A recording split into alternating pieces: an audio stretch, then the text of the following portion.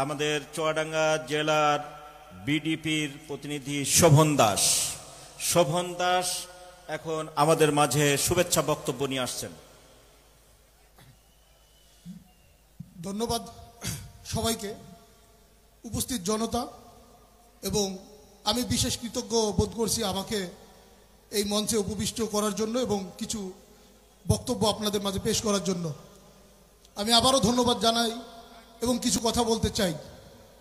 আজকের এই কর্মী সম্মেলন উপস্থিত আছে সম্মানিত সভাপতি ও চুয়াডাঙ্গা জেলার দুই নয়নের মণি, আমাদের সবার প্রাণপ্রিয় জনাব মোহাম্মদ রুহুল আমিন, এবং যিনি প্রধান অতিথি হিসাবে উপস্থিত আছেন ও প্রধান অতিথির আসনে অলঙ্কৃত করেছেন বাংলার 18 কোটি বাঙালির অত্যন্ত সুপরিচিত মুখ ডাক্তার শফিকুর রহমান, এবং এই মঞ্চে উপস্থিত আছেন আরও জামায়াতের চুয়াডাঙ্গা জেলার বিভিন্ন প্রান্ত থেকে আগত জামায়াতের বিভিন্ন নেতা ও নেতৃত্ববৃন্দ, সকলকে জানাই, এবং সেই সাথে আমার সামনে উপবিষ্ট বিভিন্ন ধর্মাবলম্বীর ভাইদেরকে জানাই আমার প্রাণঢালা এবং আত্মার অন্তরস্থল থেকে আমার অভিনন্দন, শুভেচ্ছা ও নমস্কার। আমি শোভন দাস। আপনারা ইতোমধ্যে আমার নাম শুনেছে এবং পদবি শুনে একটু হতবাক হয়েছেন। আসলে এটাই বাস্তব, হতবাক হওয়াই। এই প্রেক্ষিতে একটা কথা মনে আসে, 1000 বছরের গ্রিক দার্শনিক জন কিটসের কথা। তিনি একটা কথা বলেছিলেন, beauty is true and true is beauty, অর্থাৎ সত্যই সুন্দর আর সুন্দরই সত্য। আমি মনে করি সদা সত্য কথা বলা, সৎ পথে চলা, কাউকে প্রলোভন না দেখানো, একজনের হাত থেকে আরেকজনকে রক্ষা পাওয়া এবং আরেকজনের কাঁধে কাঁধ মিলিয়ে পাশে দাঁড়িয়ে তাকে রক্ষা করা, এটাই সত্য। আর এই সত্যই যদি হয় সেটাই সুন্দর। আর আমি এই সত্য সুন্দর থেকে আজকে আপনাদের মাঝে আমি এও বলতে চাই, সবার উপরে মানুষ সত্য, তাহার উপরে নাই। এই আলোকেই আমরা সবাই এক মঞ্চে মানব জাতির মানবিকতার ঊর্ধ্বে, হিন্দু, মুসলিম, বৌদ্ধ, খ্রিস্টান নাই ভেবে আমরা বলতে পারি আমরা মানুষ।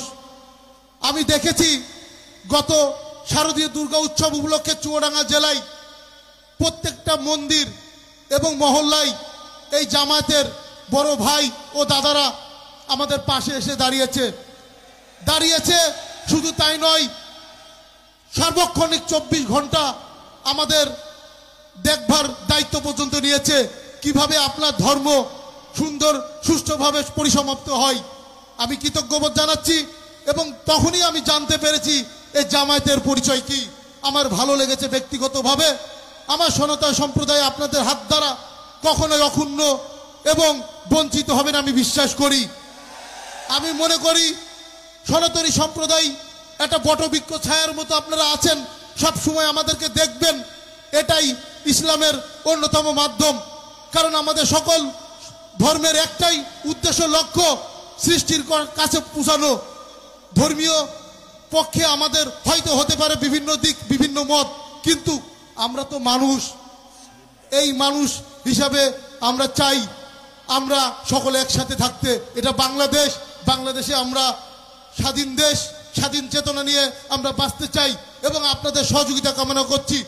এবং কোনো অপশক্তি নেই, আমি বিশ্বাস করি আমাদেরকে একতাই ইউনিট অক্ষুণ্ণ করে দেবে। যাই হোক, আমি ছোট্ট মানুষ, অনেক কথাই বলে ফেললাম। তো আমি জানি আগামী দিন থেকে আপনারা আছেন, চুয়াডাঙ্গা জেলা নয়, চুয়াডাঙ্গা জেলার অন্যান্য 64টা জেলার এই সনাতনী সম্প্রদায়কে আপনারা বটবৃক্ষের ছায়ার মতো ছায়া দিয়ে যাবেন। সবাইকে ধন্যবাদ জানিয়ে আমি আমার বক্তব্য শেষ করছি। সকলকে ধন্যবাদ, আদাব ও আসসালামু আলাইকুম। ধন্যবাদ।